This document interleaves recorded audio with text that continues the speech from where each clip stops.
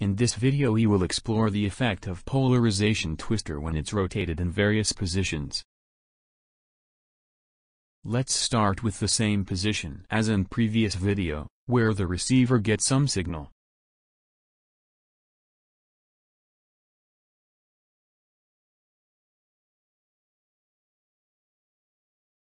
If the twister is rotated around its normal line, the signal is no longer detectable.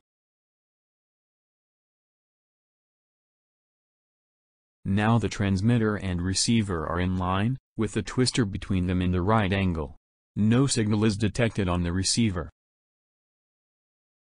But when the twister is rotated around 45 degrees, the receiver gets a strong signal. It's similar to the effect of rotated linear polarizer.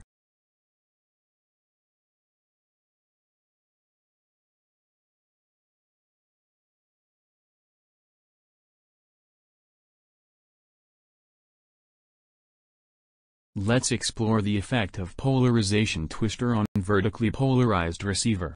When the twister is perpendicular to the propagation line, 70% of the signal can get through.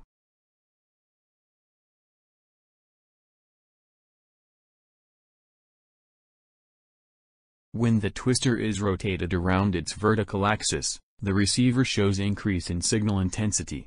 It's an unusual behavior compared to regular partial reflectors.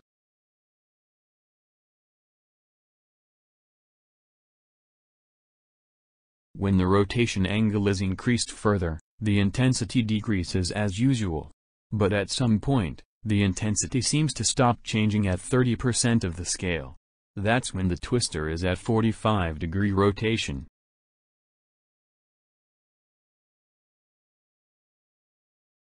When the rotation angle is increased further, the intensity decreases again, until it can no longer cover the width of the transmitter and receiver.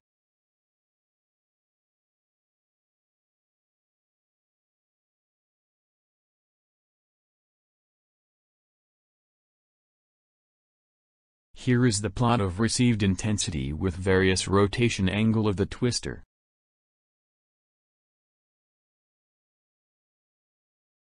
Let's see what happens to the horizontally polarized microwave at the anomalous angle shown before. That's when the vertically polarized microwave is at maximum.